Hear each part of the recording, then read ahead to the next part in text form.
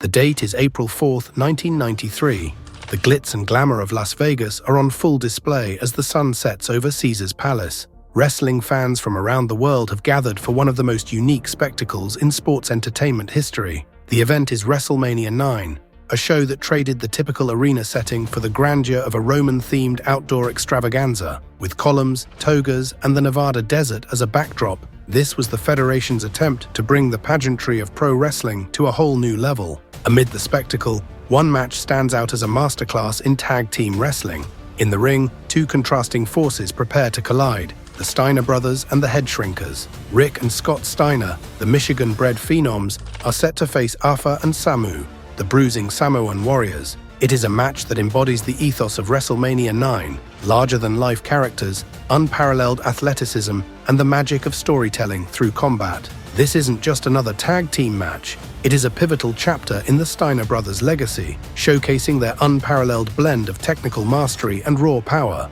But before delving into this unforgettable clash, let's explore how the Steiner brothers became one of the most revolutionary tag teams in professional wrestling history. Rick and Scott Steiner didn't just emerge as stars, they were born to wrestle. Born as Robert Steiner and Scott Steiner, and raised in Bay City, Michigan, both brothers were collegiate wrestling standouts at the University of Michigan. Rick, the elder sibling, established himself as an amateur wrestling powerhouse, earning All-American honors. Scott, the younger brother, followed suit, bringing a flair for high-impact maneuvers and an intensity that would redefine tag team wrestling. Their transition from amateur wrestling to the world of professional wrestling was seamless. Unlike many tag teams of the 1980s and early 1990s, who leaned heavily on choreographed sequences and character gimmicks, the Steiners brought an authenticity that felt raw and unfiltered.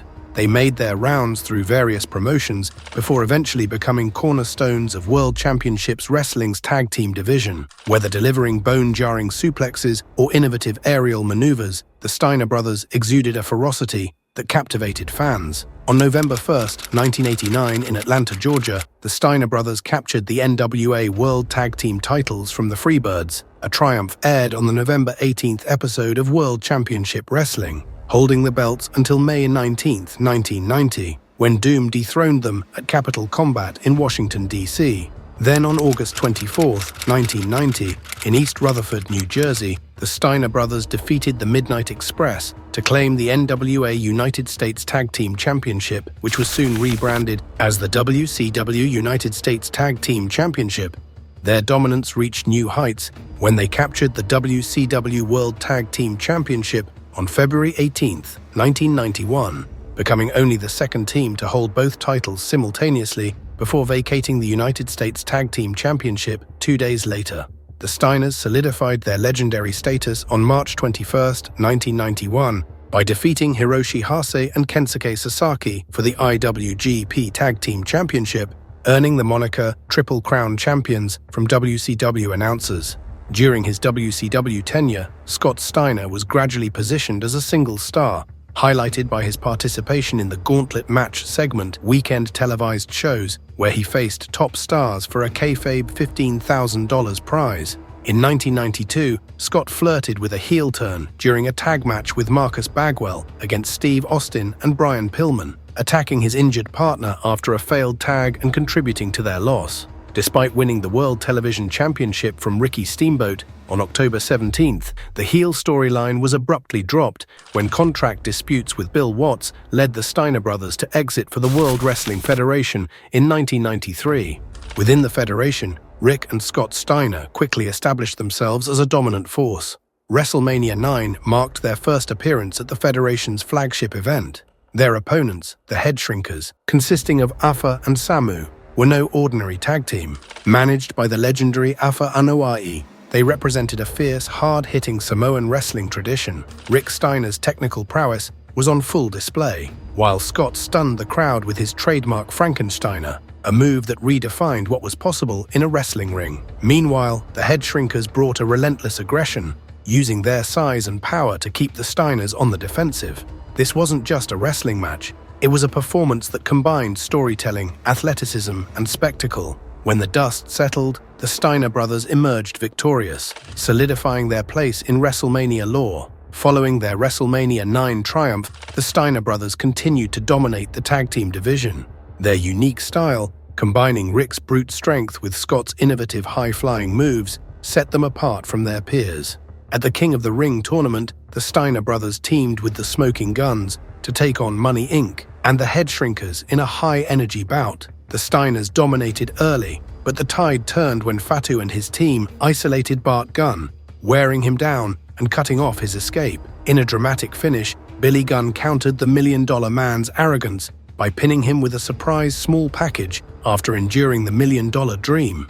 Post-match chaos ensued, but the Steiners and Guns stood tall, driving their rivals from the ring. Shortly thereafter, at a television taping in Columbus, Ohio, the Steiner brothers overcame the hometown hostility of Ohio State Territory to defeat Money Inc. for the Tag Team Championship. In a whirlwind series of events, Money Inc. reclaimed the titles just 2 days later at a house show in Rockford, Illinois, only to lose them back to the Steiners in St. Louis, Missouri, solidifying one of the most dynamic title exchanges in the Federation's history. Defending their Tag Team Championship in front of a more supportive crowd at SummerSlam, the Steiner brothers faced an ambush from the Heavenly Bodies before the match even began. Despite early domination by the Bodies, fueled by Jim Cornette's underhanded interference with his tennis racket, the Steiners rallied with Rick's explosive Steiner lines and Scott's signature Frankensteiner, capitalizing on a misstep by Del Rey to secure a hard-fought victory. But a month later, on an episode of Raw in New York City, the Steiner brothers lost their Tag Team Championship to the Quebecers in a controversial Province of Quebec rules match where disqualifications could decide the titles. Chaos erupted when Johnny Polo's hockey stick ended up in Scott Steiner's hands. His retaliation against Jacques led to a disqualification, costing the Steiners the belts, though Scott earned some retribution by defeating Pierre in singles competition the following week. At Survivor Series, the Steiner brothers joined forces with Lex Luger and The Undertaker as the All-Americans, triumphing over the Foreign Fanatics, with Luger emerging as the sole survivor.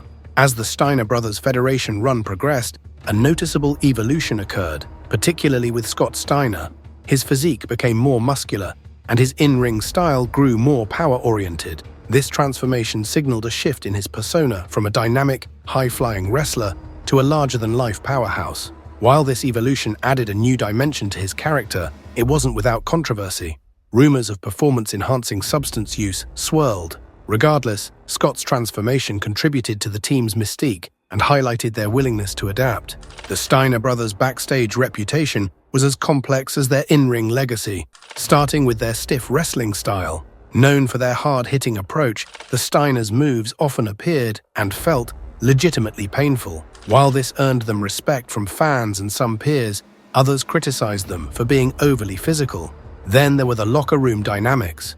Reports suggested that the Steiners' no-nonsense demeanor occasionally clashed with management and other wrestlers. Scott's growing persona and his outspoken nature, in particular, made him a polarizing figure. The Steiners weren't known for playing backstage politics, which may have limited their push in a company where navigating management relationships was often as important as in-ring performance. By 1995, it was clear that the Steiner brothers' time in the Federation was winding down. While they continued to deliver thrilling matches, the tag team landscape was evolving. New teams were emerging, and the WWF's focus was shifting toward larger-than-life singles stars. Scott's increasing focus on his solo persona and Rick's steadfast commitment to their tag team roots created subtle tensions. Ultimately, the Steiners would depart the Federation, spending the next few years in various promotions, but their contributions to the industry remained rock solid. The Steiner brothers didn't just compete in tag team wrestling, they elevated it. Their matches were a testament to what could be achieved when technical brilliance met unrelenting power. For a generation of fans and wrestlers, they redefined the art of tag team wrestling.